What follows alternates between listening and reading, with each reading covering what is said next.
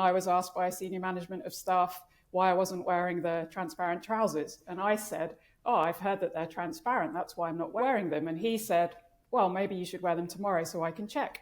Chris, Sally, welcome to the podcast. I've framed our chat as potentially a look at what the Lionesses would write in a letter that they sent to the government if they win the Euros, as they did 3 years ago. At the time, that was demanding more equal access for girls to play football across schools around the country. And to a large extent, you know, we've seen this massive success in that respect, and the government committing to more coaches and more access.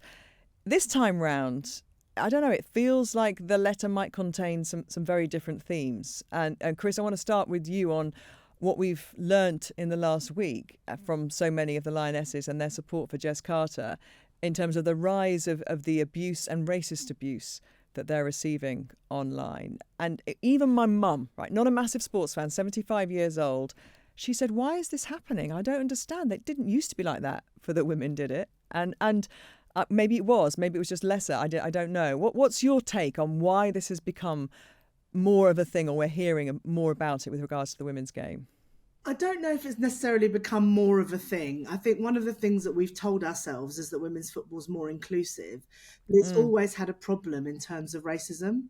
I mean, you only have to look at, you know, the number of black players that are at that elite level. There were many, many more. If you look back to the early 2000s, there were many more black players. If you look at, you know, the Lionesses of the past, whether that's Rachel Yankee, Leanne Sanderson, Anita Asante, you've got, you know, we can look at sort of a plethora of black players. Although, of course, the minute you can name them all, it still means we've got a problem, right?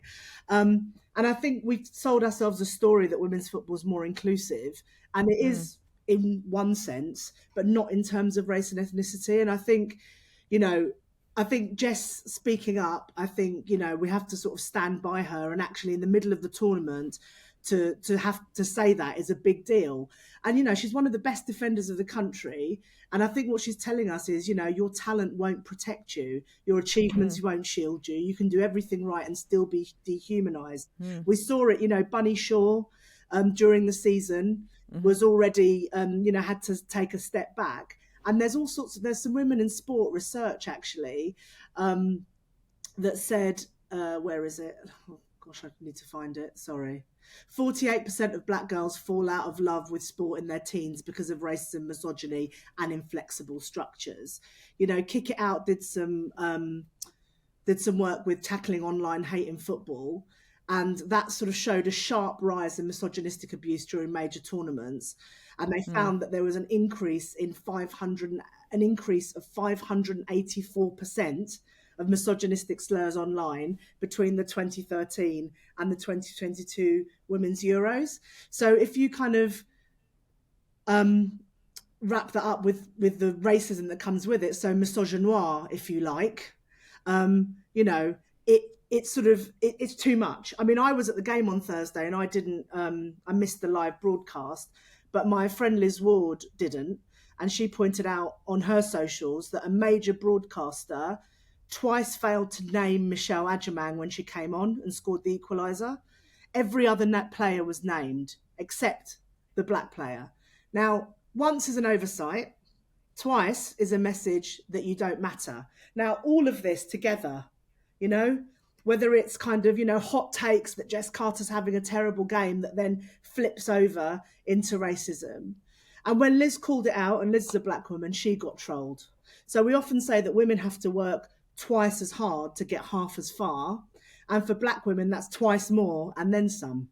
As you point out, though, so many of the heroes of the past of the Lionesses, you know, and the inclusivity, I you know, wrongly from my, you know, perspective, which is very different to being a young black woman, would have seen as being so inclusive because we know for years about openly gay players and about, you know, there's this sense that anybody can come and play women's football. The heroes that, you know, one of my colleagues, Alex Scott, and so many young black girls who found a safe space, it looked like, in a sport, and a sport they wanted, you know, to play, and the access was there.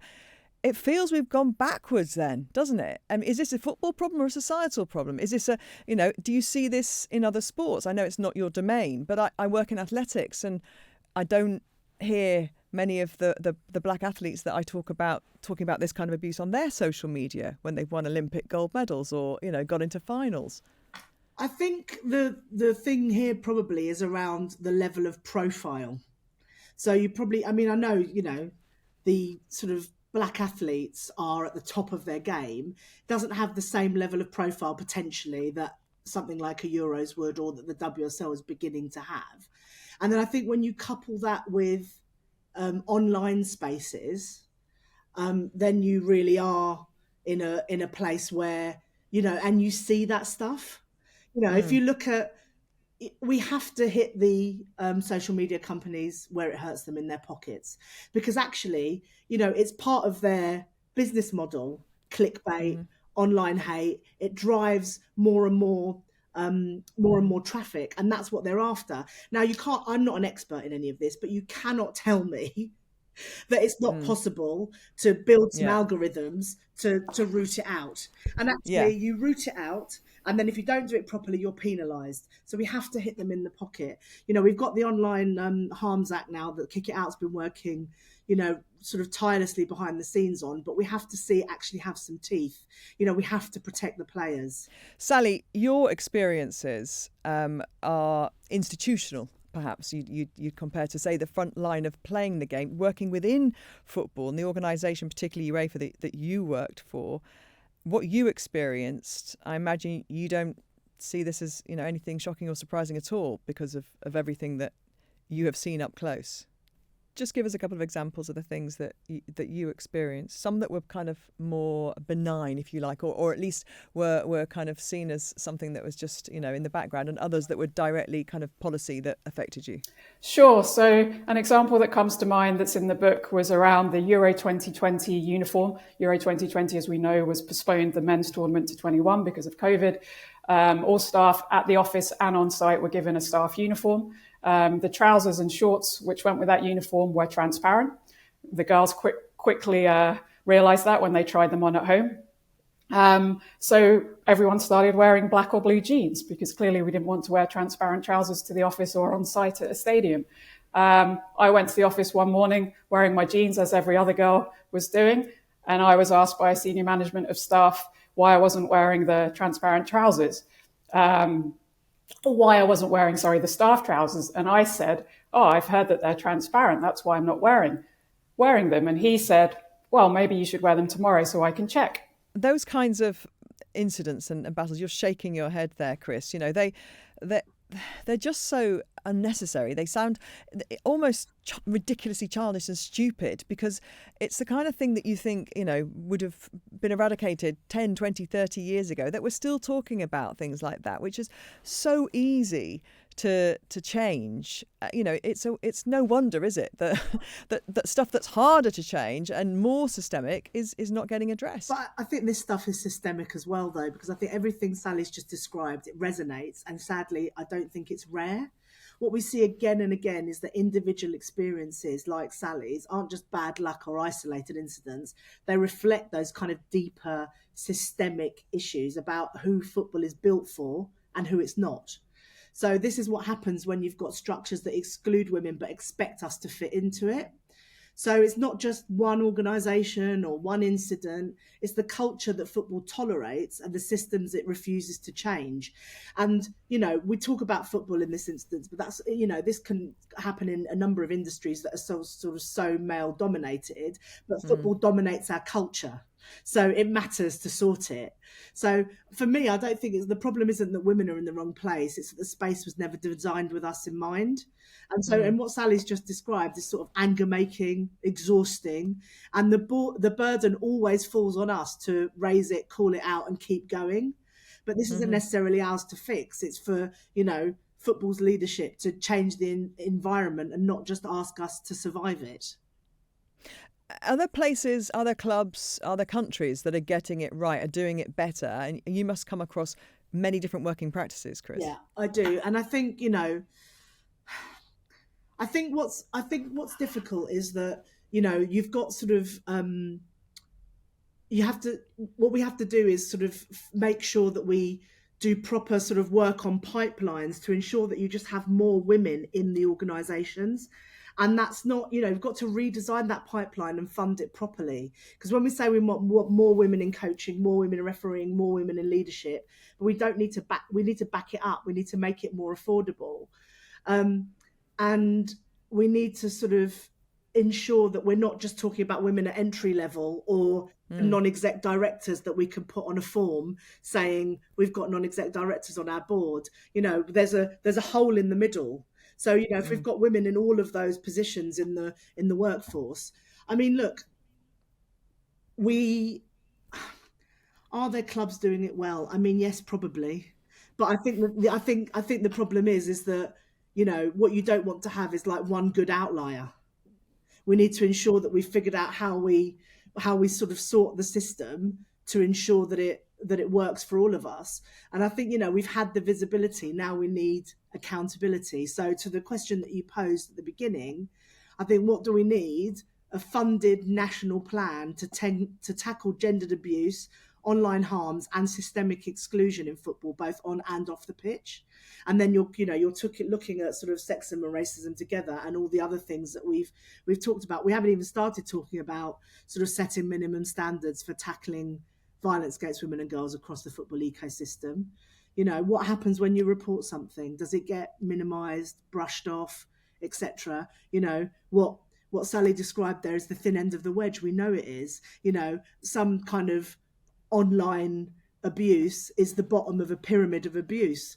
We let all of that happen and it gets worse and worse and worse. So I think policy and structure is important, and you need that as the baseline to begin to fix cultures. You've had incidents at matches. I know, Sally, in 2020 at the Euros final, which of course was played in 21, somebody grabbed you round the waist and kissed you non-consensually. You've had incidents where you've had the title of your book, "Get Your Tits Out for the Lads," shouted at you at matches. So there's the workings inside a club and an organisation, and then there's the match day experience. That I think that game, that final, was quite something, wasn't it, in terms of what was going on there? It felt lawless in many respects. We know about the fans charging into seats. It felt like there was a lot that day that needed to change. But your experiences are not minimised because of that. There seemed to be a lot of drugs and alcohol being used as well that day. But that doesn't make for good reading, does it, if you're wanting to get involved in football, if you feel like this is a safe space for you to go and enjoy a football match? It was definitely the perfect storm that day. You described it very well. I think the England fans were described in one documentary I saw as unleashed animals. Certainly, I've been fortunate enough to see football all around the world, and I've never seen anything like it. The walkway to Wembley was petrifying. And as you described in my book, I tell a story of a drunken fan grabbing me and planting a kiss and asking for a photo. I didn't know him, complete stranger. And he told my brother that was with me to look after your gorgeous wife. And my brother said, "That's my sister, not my wife." Similarly, recently I was in Munich for the Men's Champions League final, having a photo with the big giant ball behind me on my own, a girlfriend taking the picture for me. And then some fans asked if they can join in and have a photo. And I'm like, yeah, of course, come on in. And we had a photo. And then I saw it coming this time. Exactly the same thing. A guy that was next to me went to give me a kiss on the cheek for another photo, and I actually ducked out of the way and sort of walked off. So I obviously had learned from the experience. I mean, I'm saying it with a smile on my face. We shouldn't be smiling because it's not right. And that's what we saw Rubiales do in front of the entire world. And although that was such a horrible incident, the only positive out of it I saw was that finally the world was listening. Right, and they're also doing some work on developing women coaches. There's a brilliant program in the NFL that Sam Rappaport, who did the work in the NFL, that Brighton were the first club. She spoke at the FA Summit last November, and Brighton were the club that went, actually, this is interesting, and went out and got Sam and got her to do some consultancy to understand what it means to build more women coaches for men's football. So they're looking at it from that perspective as well. Sorry, Gabby. No, more women's coaches across the board are needed, aren't they? That's the thing. And we talked about this to Lisa Nandy on the podcast recently, and I've read many kind of Sport England studies that have been done about where women drop out of and why they drop out of coaching as a career, going from kind of grassroots and then trying to incorporate it in their otherwise busy lives as mums and workers, because at some point you're going to have to get paid for it. You can't keep doing it for free if you've got all these other demands in your time, and there's a cultural kind of question there, isn't there, about kind of I had a conversation, wait for a big name drop, with Billie Jean King about this recently, and she said in tennis it's completely normal for a dad to pay massive interest in a daughter's tennis career and be part of the coaching team when they're in the early, and it's how in other sports perhaps, and we're seeing the change, I think, in women's football, aren't we? More and more kind of dads taking their daughters, and it's getting both sexes involved in that kind of coaching relationship and not seeing it as as necessarily just the mum's role in that. And that if you get dads involved, that also changes their opinions massively, doesn't it, of women's sport and where women fit into sport? Because this has to be a journey, I feel, Chris, that involves men. It's not women in isolation, is it? Absolutely. And I think, when we're talking about any of this, I think we need to reframe the role of men in driving change in this. So this isn't a women's issue. It's there are leadership issues, or there are coaching issues, or there are refereeing issues, and it's overwhelmingly male in football, even in women's football, from a coaching and a refereeing perspective. And, we keep asking women to sort of speak up, lean in, push through, everything we were talking about with Sally earlier. But you could sort of argue the system isn't broken for us. It was never built for us. So instead of asking us to continue to be resilient whilst changing nothing around us, we need to fix it. And we need men to think about what that looks like and to think about how we can build a better game for it. Whether that's, we know there's countless stuff around sort of, the business case of ensuring that you don't have groupthink in anything you're doing, right? Whether that's in your coaching team, whether that's in your refereeing cohort, whether that's in your marketing team, your etc.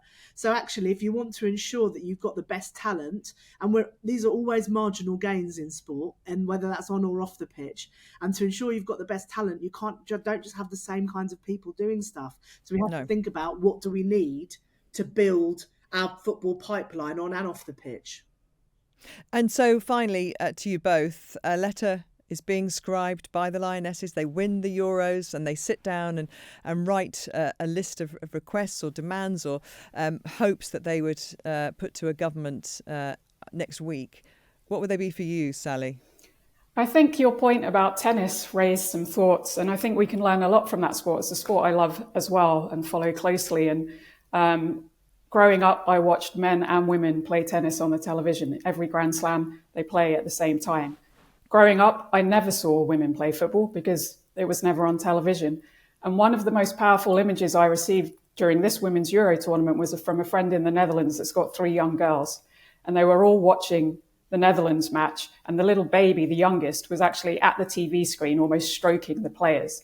And for me, that was wonderful. That's such a nice image, powerful, that these girls are growing up, like I did, watching women play football. It's simple. We hear it all the time, but you need to see it to be it. And that's a huge positive change. So I think in that letter, we need to increase the broadcast.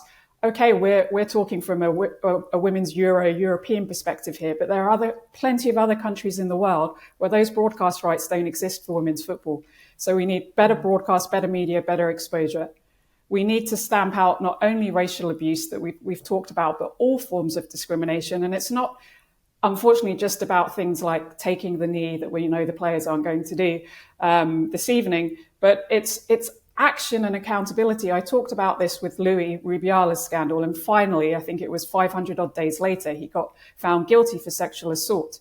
But up until that point, where is the reason for women to speak up and make these changes happen? So I think more accountability, more punishment, and I think Chris has got some actual ideas around policy that she alluded to before that are more concrete. But yeah, those would be some of the areas I would pop in that letter. What's in your letter, Chris? I've got a 5-point plan for you, Gabby. Oh, well done. So I think firstly, we need to set minimum standards for tackling violence against women and girls across the football ecosystem. So that's clubs, leagues, broadcasters, sponsors, everybody. We need to acknowledge and root out misogyny, misogynoir, and other intersecting harms, and starting with leadership accountability. Because I think exactly to Sally's point, it's like, what happens with a complaint? I don't mind if there are, okay, so we're frightened of complaints. Actually, we should be saying we dealt with this complaint in this way. So actually, that you're being listened to, because being listened to is really important. I think thirdly, we need to hold social media platforms accountable for online harm. Fourthly, we need to fund equitable access to coaching, refereeing and leadership pathways. And then we need to embed safety and inclusion into structures and culture, not just into crisis response. Because I think often we find, no one should feel unsafe in football, on the pitch, in the office or in the stands. We talked about that. And that means tackling abuse as a core part of the strategy, not just reputational risk. Thank you so much. I know. Obviously, it is your job, Chris, to talk, amplify, to push for policy change. And Sally, obviously, you've documented the experiences you had. Both of you, well done for your continued voices being raised and putting your head above the parapet. And let's hope the Lionesses do it and can push for more change, because that see it and you'll believe you can do it is definitely the Lionesses' legacy, isn't it, in terms of that and their ability to resonate with big, broad kind of political issues that they've been brave enough to talk about. Thank you very much, Gabby. Thank you. Thanks for having us. The Sports Agents with Gabby Logan and Mark Chapman.